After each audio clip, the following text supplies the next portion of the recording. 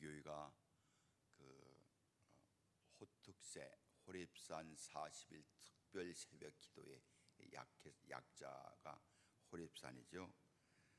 그 호렙산 기도를 시작할 때는 물론 교회 개척 당시부터 꾸준하게 우리가 1년에 한두 번씩 특별 기도를 진행했습니다마는 호렙산 기도를 시작할 때는 특별한 우리 교회 나름대로의 풍랑이 있었습니다. 첫째는 교회를 짓는 일, 여기 있는 이 교회를 질 때에 기쁨으로 교회를 지어가면서도 여러 가지 방해 요소들이 많아서 참 그 어려움을 겪었던 그런 때, 또 하나는 여러분들이 보이는 이 교회가 그 교회를 짓다가 그 2억짜리 말하자면 어음이 부도가 나가지고서 이 교회가 1188평의 대지와 이 성전이 경매 물건으로 법원에 청구가 됐어요. 여러분, 이 건물이 2억의 경매로 나왔다는 거예요. 상상이 되십니까?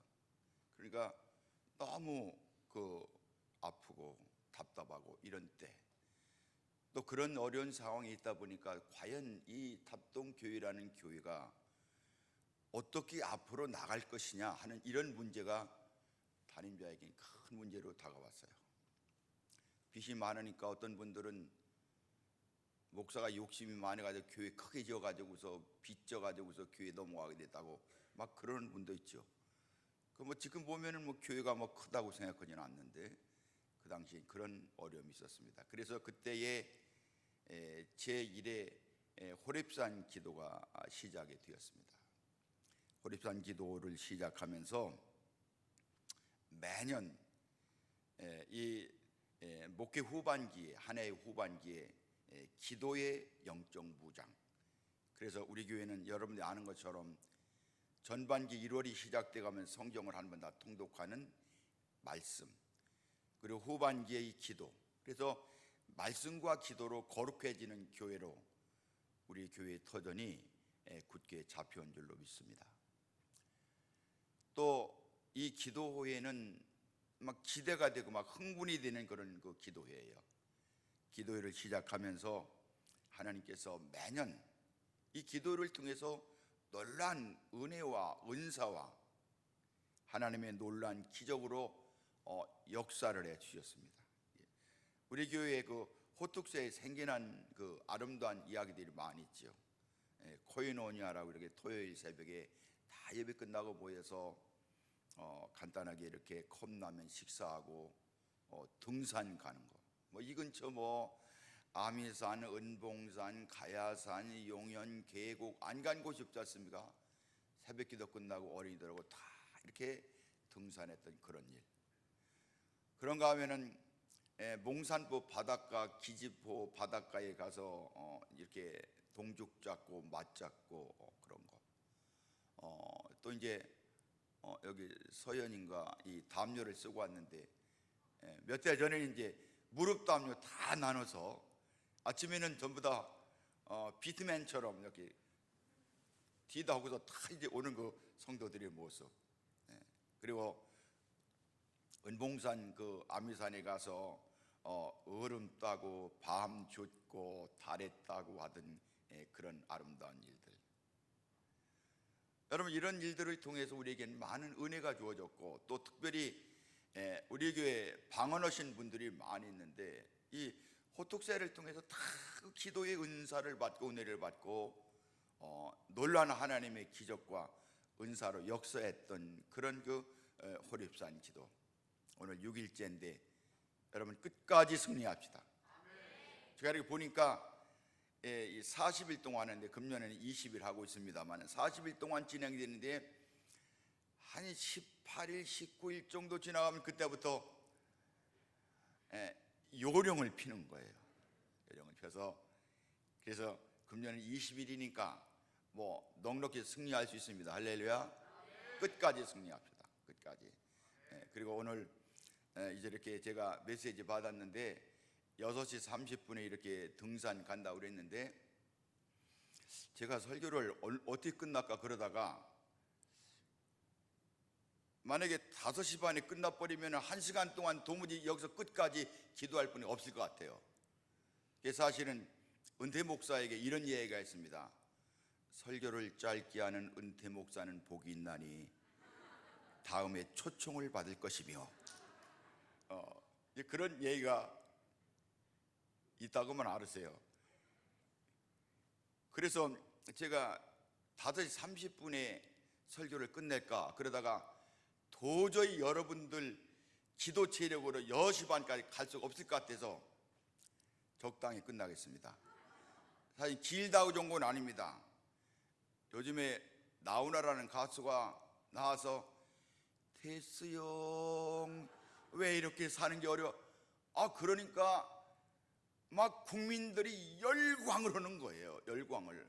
제가 그걸 봐가면서 아이고 하나님, 나는 38년 동안 탑동교에서 외쳤는데 과연 테스형 그 나훈아 가수가 한 번은 그 말과 비교해 보니까 도대체 난 뭘 한 건지 마음이 답답했어요.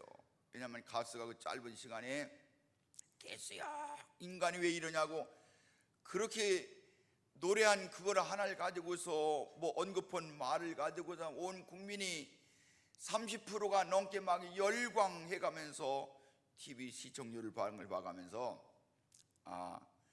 오늘 아침에 길지도 짧지도 않게 적당히 끝나서 적당히 산행할 수 있도록 해야 되겠다, 그런 생각을 했는데 할렐루야, 끝까지 승리합시다. 끝까지 승리합시다. 여러분, 여기서 예배를 인도하고 성도들 인도하는 담임 목사님, 특별히 새벽 기도 때에는 여러분들이 많이 끝까지 나와야 힘이 생겨요. 그러니까 뭐 여러분들 나름대로의 기도 제목이 있습니다만은 담임 목사님 위해서 기도하는 건 아니에요. 여러분 자신을 위해서 기도하는데 목회자로서는 그런 마음이 있다, 그걸 기억하면서 예수 이름으로 끝까지 승리하시기 축복합니다. 오늘 본문의 말씀에는 예수님께서 그 제자들과 함께 갈릴리 바다 저편으로 건너가게 되었습니다. 예수님께서 제자들과 함께 바다 건너 저편으로 건너가서 거기 가서 쉬기도 하시고 대화도 하시고 앞으로 어떻게 하나님의 거룩한 나라를 우리가 전할 것이냐 하는 그런 그 계획을 가지고서 제자들과 배 타고서 저로 건너가자. 이 건너갈 때의 제자들이 마음에 너무 기쁘고 이제까지 사람들에게 시달렸던 제자들이 예수님과 함께 저 바다 건너편으로 가서 예수님과 대화하면서 우리의 인생과 복음 사역을 설계하게 됐다는 그 기대를 가지고서 막 건너가게 됐어요. 우리가 아는 것처럼 오늘 건너가는 과정에서 배를 타고 가는 도중에 예수님은 주무시고 계셨고 그때 풍랑이 막 일어났습니다.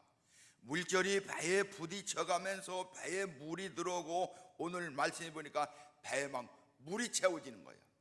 여러분 이렇게 말하면은 도대체 뭐 배가 어떤 거야 그렇게 말하는데 이 당진하고 이쪽 서산 사람들은 인천을 주로 항구로 삼고 서울을 갔어요. 그게 저 칠북호라는 배가 난지도 거쳐서 생길포 거쳐서 당진포리 거쳐서 이게 쭉 한번 가려면은 바람이 막 불고 어떤 굳은 날은 막 칠북호가 인천 가가면서 막 배가 막 물 위로 넘쳐나고 그런 그 과정을 경험해 보지 않은 분들은 뭐 배 타고 그냥 건너갔나 보지 좋았겠다 그렇게 생각하는데 아닙니다. 갈릴리 바다에 갑자기 풍랑이 나서 배가 막 침몰되게 되는 바로 그런 상황이었는데 제자들이 겁이 나니까 막 예수님을 깨우는 게 당황해서 예수님 일어나세요. 그러니까 예수님께서 일어나시면서 제자들에게 말씀하시기를 너희가 어찌하여 무서워하느냐. 여러분 이 말씀은 무서워하지 말라, 두려워하지 말라. 왜냐하면 사람이 공포에 사로잡히면 배는 게 없는 거예요. 착각하는 거예요. 잘못 생각하는 거예요. 오늘날 우리는 수많은 공포, 익명의 공포, 미지의 공포, 대상도 알 수 없는 두려움 속에 살아가는 거예요.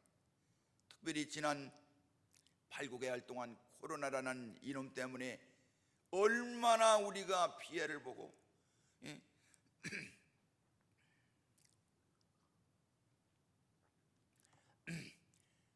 앞에서 목사님이 설교를 하면 도대체 웃는 건지 찡그리는 건지 야유하는 건지 마스크를 써가지고서 눈만 반짝거리니까 도무지 알 수가 없는. 이게 답답한 일이에요. 사실은 목사님 답답하죠? 그렇다고요. 답답한 거예요. 막 그냥. 그러니까 여기다 대고도 설교를 하니까 뭐 보통 그런 게 아닌 거예요. 뭐 대면하지 말라. 아니 기독교가 같이 대면하고 나누고 이래야 되는데 코이노니아도 못하고 점심도 못 먹고 도대체 이게 살맛입니까? 코로나라는 것 때문에. 근데 이게 언제 끝날지 모른다는 거예요. 근데 오늘 예수님께서는 그런 광풍 가운데 두려워하지 말아라. 두려워하지 말아라. 여러분, 이 말씀은 예수님께서 이 모든 문제 가운데 예수님의 해결책이 있고 길이 있다는 거예요. 오늘 공포에 사로잡혀 살아가는 이런 세대 가운데 오늘 예수님께서 일어나시자마자 파도와 바람을 꾸짖으니까 잔잔하게 되었다. 드디어 제자들은 풍랑을 극복하고 예수님과 함께 바다 저편으로 건너가게 되었다. 여러분, 오늘날 우리가 살아가는 얘기가 한도 끝도 없어요. 제가 이렇게 목사님들을 은퇴 후에도 많이 만나는데 만나면은 참 코로나 때문에 그냥 교회가 어떻다 답답하다, 이놈의 시청 직원들 이놈들 와가지고서 전부 다 그런 소리예요. 어제도 어떤 목사님이 어느 교회는 예산이 얼마 줄었다, 교인이 얼마 줄었다, 맨 그 공포스러운 그런 소리. 여러분, 그런데 우리는 이 모든 풍랑을 극복하고 우리가 꿈에 기다리는 저편에 도달하기 위해서 우리가 어떻게 해야 될까? 첫째 알아야 되는 것은요, 여러분, 어떤 삶의 풍랑을 직면하면서 잠잠한 가운데 우리를 도우시는 예수님의 방법이 있다, 이런 믿음을 가져야 되는 거예요. 온다고 이게 왜 이러냐 그러지 마세요.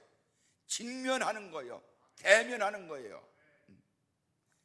빌 게이츠라는 사람은 코로나가 막 이렇게 지금도 창궐 오고 있습니다만, 코로나 시기를 맞이해서 코로나 바이러스의 14가지 교훈, 이런 이야기를 해서 많은 사람들에게 이렇게 교훈을 줬는데, 그 빌 게이츠는 그렇게 말했습니다. 우리가 세상을 살아가면서 좋다고 믿든 나쁘다고 믿든 간에 이 세상에서 발생하는 모든 일 뒤에는 영적인 목적이 있다. 내가 감동받았어요.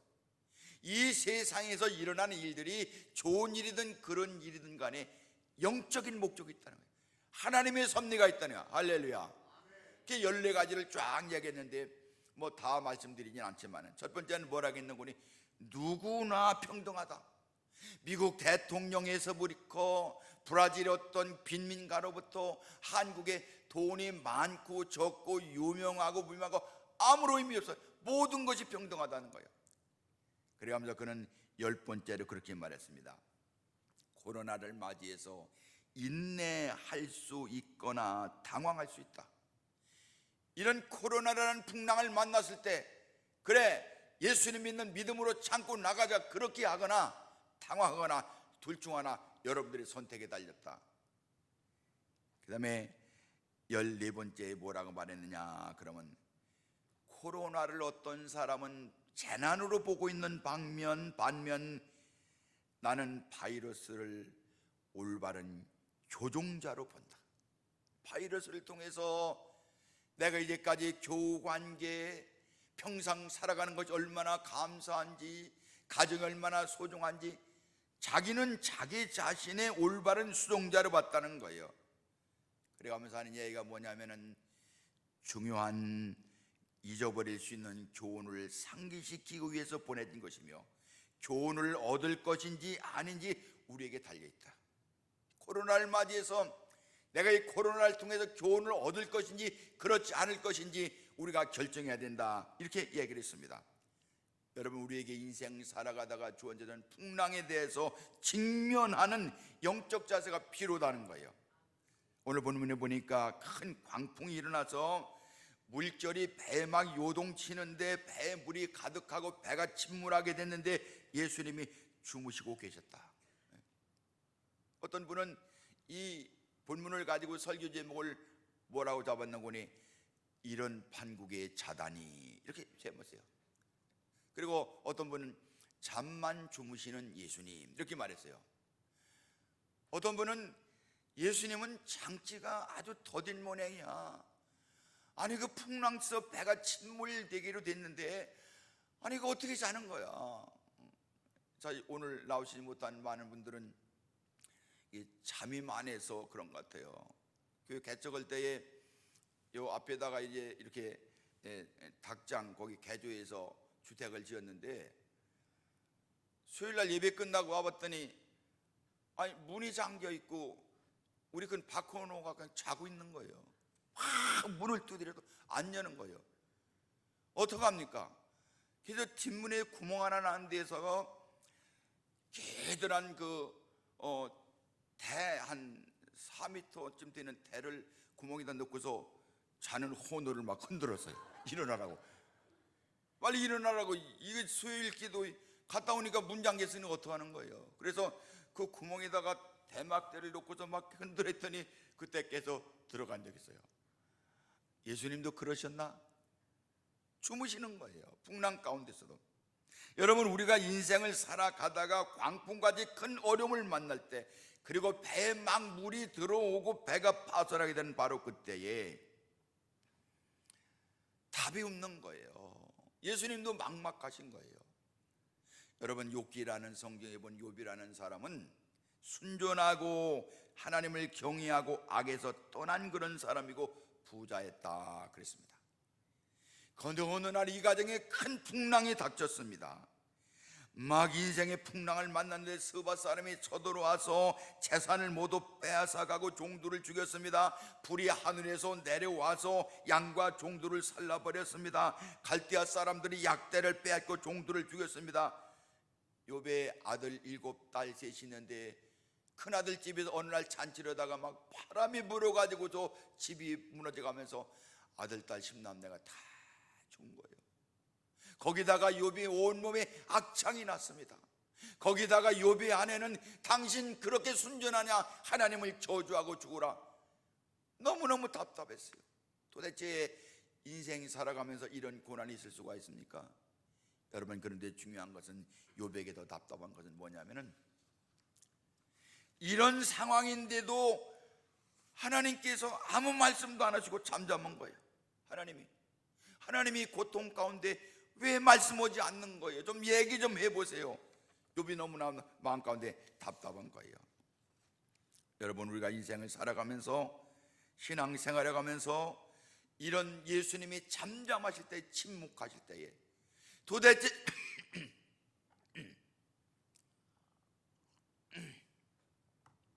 예수님 어디 계십니까? 우리 상황 알잖아요. 경제적인 거, 가정적인 거, 내가 그렇게 부르짖는데 왜 잠잠하시는 거냐고 마음 가운데 걱정하고 욥처럼 마음이 답답할 수밖에 없는 그런 상황. 우리가 신앙생활 속에 어떤 때는 캄캄한 것 같아도요, 예수님이 주무시는 것 같이 나에게 관심이 보이지 않으시고 침묵하고 계시는 그런 때, 예수님은 나를 잊고 계신 것이 아니고 돌아보지 않으시는 것 같아도, 내가 죽게 된 것 같아도 여러분, 예수님은 주무시지 않는 줄로 믿습니다. 어떤 분들은 그렇게 말했어요. 예수님께서 정말 주무셨을까? 많은 분들이 그랬더라고요. 예수님이 자는 척 했을 거야. 예수님은 풍랑 속에 침묵하신 것이 아니고 그 침묵 속에서 그냥 있는 것 같지만은 침묵하심으로 죄자들을 돕고 있었다 그랬습니다. 우리가 고난당할 때 예수님이 주무시는 것 같이 침묵하는 것 같아도 예수님 우리를 떠난 분이 아니다. 예수님 우리를 도우시는 한 방법 가운데 하나가 바로 어떤 것이냐면 침묵의 방법으로 우리를 돕고 계신다. 그러므로 여러분, 살아가다가 내가 기도하고 애원했는데 응답이 되지 않았을 때에도 원망하지 말고 예수님이 침묵 중에 나와 함께 돕고 계신다는 믿음을 가지시기를 바랍니다.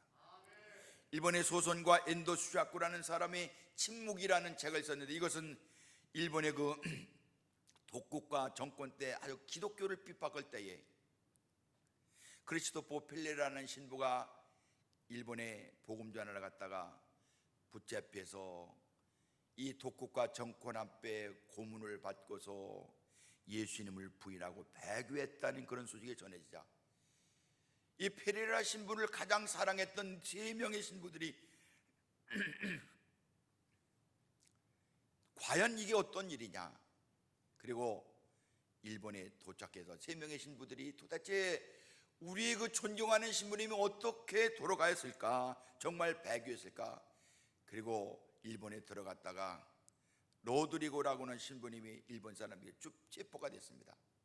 후미에라고 해서 일본 사람들이 여기 저 동판에 예수님 형상을 만들어서 그걸 바닥에 놔두고서 거기를 밟고 지나가면 살려준다.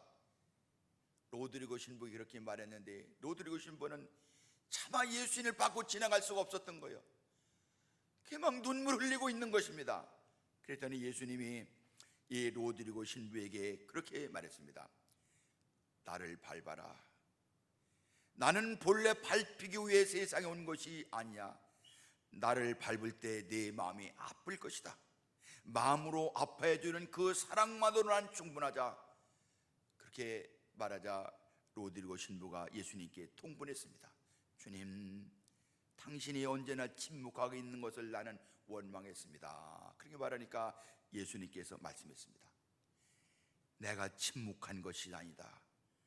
너와 함께 괴로워하고 있었을 따름이다. 여러분, 예수님께서 우리가 고난당할 때 우리와 함께 괴로워하고 있었다는 거예요. 광풍 가운데 침묵하고 있었던 것 같지만은 제자들의 괴로움에 동참하고 있었던 거예요. 제자들 스스로 믿음으로 이겨갈 수 있도록 침묵으로 응원해 주셨던 것입니다. 예수님은 이 광풍 가운데, 풍랑 가운데 제자들이 어떻게 반응하나?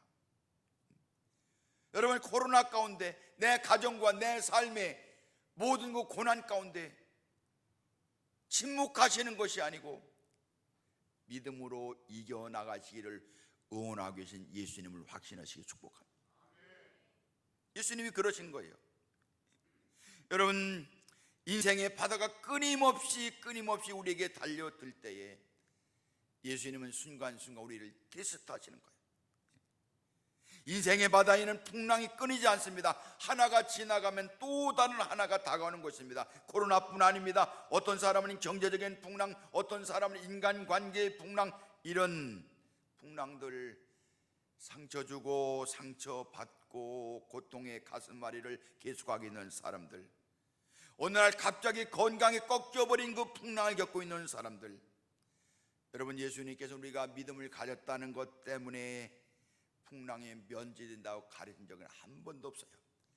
요한복음 16장 33절, 이것을 너에게 이루는 것은 너희로 내 안에서 평안을 누리게 하려 함이라. 세상에서는 너희가 환난을 당하나 담대하라, 내가 세상을 이겼노라. 야고보 사도는 말합니다. 너희가 여러 가지 시험을 만나거든 기쁘게 여기라. 여러 가지 시험, 이 여러 가지 시험이라는 건 형형 색깔의 다른 시험이 우리에게 다가온다는 거예요. 그런 때에 기뻐하라 그랬습니다. 왜 기뻐합니까? 예수님이 침묵 가운데 우리와 동행하신다는 것입니다. 여러분, 우리가 예수님과 함께 저 건너편 그 언덕으로 가기 위해서는 우리가 지나가는 그 꿈의 시절이 지나갈 때에 거기에 도착하기 위해서 풍랑이 있을 때에 예수님을 신뢰하시고 지키하셔서 고난의 바다를 넘어가시기 축복합니다. 두 번째, 우리가 풍랑을 넘어서 저 건너편에 도착하기 위해서는 예수님에 대한 믿음이 있어야 돼요. 오늘 40절에 그랬습니다. 이에 제자들에게 이르시되 어찌하여 무서워하느냐, 너희가 어찌 믿음이 없느냐 하시니, 예수님께 두 말로 말했습니다. 하나는 두려워, 왜 어찌하여 무서워하느냐. 그 다음에 두 번째 하시는 말씀이 너희가 어찌 믿음이 없느냐. 마태복음 8장 26절에 보니까 믿음이 작은 자들아 그랬습니다. 누가 보기에는 너의 믿음이 어디 있느냐, 막 풍랑 가운데 제자들이 우왕좌왕하고 아우 죽겠어요, 우리 살려주세요. 예수님께서 무서워하지 말아라, 너희 믿음이 어디 있느냐? 여러분, 제자들의 믿음이 없을까요? 제자들은 어부의 직업을 포기하고 예수님을 쫓아 나섰을 때 예수님에 대한 신뢰가 없었다면은 어떻게 예수님 쫓았겠어요? 예수님은 메시아시다, 구세주시다, 저분을 따라가면 인생에 희망이 있다, 그래서 예수님을 신뢰하고 따라났던 거예요. 그런데 이 풍랑이 일어나니까 제자들의 믿음이 막 흔들기 시작하는 거예요. 여러분, 믿음으로 살아갈 때에도 어느 순간에 어느 인생의 사건 앞에서 어떤 특수한 상황에서 막 우리도 흔들리는 거예요. 목사도 흔들리니 여러분 안 흔들리겠습니까? 이역이면 교회가 넘어간다는데 안 흔들리겠어요? 막 흔들리는 거예요. 도대체 하나님 이게 뭐예요? 제가 뭐 교회 짓는 게 뭐, 제가 뭐 무슨 재산 축적하는 거예요? 뭐예요? 하나님의 영광에서 한 거 아닙니까? 그런데 왜 빚은 안 갚아지는 거예요? 좀 어떤 천사, 돈 없는 천사 와서 좀 10억이나 20억 줄 수 없어요? 진짜 그런 간절한 마음이 있어요. 땅을 살 때는 제가 서울에 있는 여력한 교회 장로님과 만나서 그러냐고, 교회 이름을 그 교회 이름으로 하면은 뭐 땅을 사주고 그런다 그래서 그 장로님 만나서 다방에서도 만나고 밥 먹어서 만나고 다 했는데 다 수포로 돌아가는 거예요. 어떤 간증 들으니까 어떤 목사님 교회 짓고서 죽게 됐다가 기도했는데 어떤 사람이 지나가다 목사님 기도했고서 그러냐고 막 10억을 줬다는 거예요. 근데 뭐야, 나는 막 흔들리는 거예요. 믿음이 막 흔들리는 거예요. 누가복음 7장 24절에 보니까 제자들이 나와 깨우리되 주여 주여 우리가 죽겠나이다. 주여 주여 어째 잠만 주무십니까? 일어나 뭔 좀 해주세요. 당하니까 예수님이고 뭐고 없는 거예요. 막 지시하는 거예요. 예수님께 빨리 잠잠케 해서 우리가 죽겠습니다. 막 그러는 거예요. 답답한 거예요. 사사기 6장에 보니까 미디안 사람들에게 이스라엘이 7년 동안 고난을 받을 때 하나님께서 기드온에게 마셔서 내가 너를 통해서 민족을 구하겠다. 그러니까 기드온이 그렇게 말했습니다. 여호와께서 우리와 함께 하시면 어찌 이런 일이 있을 수가 있습니까? 여호와께서 함께 하시면은 막 기드온도 방황하는 거예요. 하나님, 도대체 하나님이 함께 하시면 이럴 수가 있는 거예요? 안 그래요. 그럴 수가 없는 거예요. 믿어야 소용없는 거예요. 소용없는 거지 뭐. 믿어봐야 뭐 하는 거야? 마음에 막 불신앙이 막 찾아오는 거예요. 제자들이 그런 거예요. 바람 불고 물결 치는 풍랑이 일어나는 상황에서 제자들에게 예수님께서 기대하시는 믿음, 그것은 예수님의 제자들이 기대하시는 믿음 어떤 것입니까? 예수님은 불안해하는 제자들을 책망해 가면서 제자들이 어떤 상황에서 예수님이 함께 하시기 때문에 안전하리라는 믿음을 가지고 극복하는 그 모습을 원하는 거예요. 여러분, 믿음이라는 것은요, 가만히 있을 때 자라는 게 아니에요. 사건 앞에서 믿음이 자라는 거예요. 할렐루야. 고난이 닥치고 이거 어떡하나, 내일 요즘엔 뭐 어음이 그렇습니다만 내리고 막아야 되는데 어떡하나, 큰일 났네. 여러분, 그때 어떻게 서느냐? 우리 믿음이 좌우되는 거예요. 여러분, 이런 믿음에서 승리하시길 축복합니다. 눈에 보이는 현실이란 거대한 파도 앞에서 제자들은 믿음이 위축되지 않고 그 믿음이 죽어가고 있었기 때문에 예수님은 안타까웠던 거예요. 여러분, 이럴 때 보려고만 하지 말고 들으려고 그래요. 주님의 음성을 듣는 거예요. 주님이 나에게 어떻게 말씀하시는가. 이 고통의 현장, 이 불안의 현장 가운데서, 시련과 역경 현장 속에서 주님이 나에게 무엇을 말씀하신지 우리가 끊임없이 성경을 읽어야 되는 것이죠. 이사야 41장 10절에 두려워하지 말라, 내가 너와 함께함이라. 놀라지 말라, 나는 내 하나님이 됨이라. 내가 너를 굳세게 하리라. 참으로 너를 도와주리라. 참으로 나의 의로운 오른손으로 너를 붙들리라. 말씀하시는 거예요. 여러분, 예수님 음성을 듣고 힘을 얻으시기를 축복합니다. 말씀을 듣고 이 거룩한 하나님의 말씀, 오늘도 영혼이 살아있는 그런 말씀이 내 속에, 내 영혼 속에 부딪힐 때 역사가 나타나는 거예요. 여러분, 믿음이라는 것은 들음에서 나는 거예요. 어떤 말씀, 하나님의 거룩한 말씀, 우리가 끊임없이 성경을 읽어야 되고 끊임없이 거룩한 주일에 와서 목사님 말씀 드려야 되는 이유는 믿음이 크기 위해서.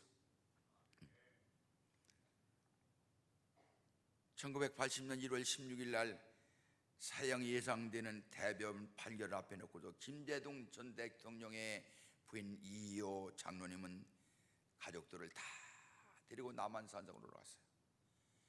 남편이 정권 때문에 이제는 죽게 되었는데, 사형당하게 됐는데 어디에 도울 길이 없는 거야. 마음 가운데, 장로님 마음 가운데 기도하라 기도하라 그런 음성이 들리는 거예요.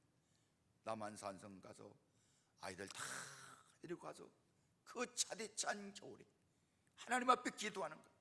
간절히 기도하는 거예요. 그 기도로 기적 같은 사형원도는 되었지만은 살아남았습니다. 그래 나중에 김대중 대통령은 이렇게 있었습니다. 그때 나로서는 평생 잊을 수 없는 일이었습니다. 아내와 가족이 차디찬 세면서 바닥에 그대로 무릎을 꿇은 채 눈물을 흘리며 하나님께 기도를 드렸습니다. 정말로 아내를 중심으로 한 가족의 단결과 기도의 지원이 없었더라면 힘든 시련을 이겨낼 수 없었을 것입니다. 그렇습니다. 여러분, 역정이라는 것은 하나님의 말씀을 여는 시간인 거예요. 이 고난받을 때 내가 어떡할까 그러지 말고 하나님 말씀을 기대하는 거예요. 어떤 분들은 믿음이 좋다 해가면서 어려움 당하면은 알지도 못하는 예수도 안 믿고 맨 쓰는 분들만 쫓아다니는 그런 신우익에다가 이거 나 어떻게 해야 좋지? 아니 그 사람이 뭘 말할 게 뭐 있어. 하나님 앞에 나오시기 바랍니다. 그 말씀을 들어야 되는 거예요. 여러분, 하나님이신 예수님도 위기 가운데 붙잡은 것이 하나님의 말씀을 붙잡은 거예요. 그래서 성경은 기록되었으되 말씀하시되 계속 그러신 거예요. 마지막 십자가에 돌아가시는 그 순간까지도 십자가를 앞에 놓고 기도할 때에도 어떡할까? 빌라도를 찾아갈까? 헤롯을 찾아갈까? 유력한 사람을 찾아, 그런 것이 아니고 말씀대로 이루어지길 원합니다. 여러분, 그게 우리가 따라야 될 그런 삶입니다. 어려울수록 더 성경 읽고 하나님 말씀 듣고 앞이 보이지 않을수록 깨어 기도하고 하나님 앞에 진실이 설 때에 여러분 원하던 건너편으로 건너갈 수 있는 줄로 믿습니다. 마지막으로 우리가 알아야 되는 것은 우리는 고난 가운데 예수님이 누구신지를 확신해야 돼요. 오늘 말씀해 보니까 막 바람이 불고 풍랑이 이런 그때에 예수님께 부탁하니까 예수님께서 일어나셔서 바람을 꾸짖는 거야. 바로를 꾸짖는 거야. 풍랑을 꾸짖는 거야. 여러분, 꾸짖는다고는 이 말씀은 어떤 말씀이냐면은 예수님께서 귀신을 쫓아낼 때에 더러운 귀신아 물러가라, 그 꾸짖는다는 말과 이 풍랑을 꾸짖는다는 말과 똑같은 말씀이에요. 세상 살아가면서 모든 고통이 악마로 일어나는 것은 아니지만은 어떤 고통은 사탄의 때문에 일어날 수 있기 때문에 나를 좌절시키고 나를 낭망시키고 나를 주저앉게 만드는 일의 배후에는 악한 사탄의 영들이 있는 거예요. 그렇기 때문에 우리는 예수님의 권세를 의지하고 이 악한 세력에 대해서 꾸짖는 거예요. 예수님이 바람과 바다를 꾸짖자 파도와 바람이 잔잔해졌습니다. 이 광경을 봐가면서 오늘 41절에 그랬습니다.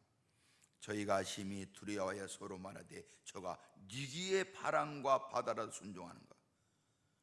그 제자들이 이제까지 예수님 뭐 훌륭한 분을 알긴 알았지만은 바람이 잔잔해지고 풍랑이 잔잔하고 봐가면서 이게 뭐야 이게 뭐야, 예수님을 다시 보게 된 거예요. 다시 보게 된 거예요. 여러분, 진실한 믿음은 예수님께 대한 진실한 신앙 고백이 있어야 진실한 믿음이 되는 것입니다. 예수님이 어떤 분으로 생각하십니까? 뭐 세상에 뭐 그냥 사람마다 좀 낫지 훌륭한 도덕 선생님이지, 여러분 그거 아니에요. 예수님은 하나님이십니다. 예수님은 능력자십니다. 모든 것 주관하시는 창조자 되시는 그 예수님, 여러분 이런 예수님이 내 삶 속에 오실 때에 우리의 인생은 놀라운 변화가 나타나는 거예요. 그리고 우리가 기억해야 됩니다. 여러분, 오늘 말씀 시작하기 전에 예수님께서 그날 저물 때에 제자들에게 이르시되 우리가 저편으로 건너가자고 항해를 제안하신 분이 예수님이십니다. 그렇다면 예수님의 계획이 다 계신 거예요. 제안하신 분이 예수님이십니다. 그리고 이 바다를 건너갈 계획도 가지고 계신 거예요. 그렇다면 여러분, 풍랑도 예수님의 계획 가운데 있는 줄로 믿습니다. 여러분을 부르신 분은 주님이십니다. 성령이십니다. 우리를 불러놓고 그냥 두는 것이 아니고 우리를 부르셔서 주님이 원하시는 거룩한 거기까지 가기 위해서 부르신 거예요. 우리가 중간에 고난당한다면 그것은 중간에 일어나는 풍랑인 것입니다. 끝까지 주님 의시하시고 직시하시고 이 풍랑 가운데 내 믿음을 주님 앞에 보여드리세요. 주님께서 우리로 하여금 이기게 해줄 줄로 믿습니다. 여러분, 말씀과 기도로 끝까지 승리합시다. 기도하시겠습니다.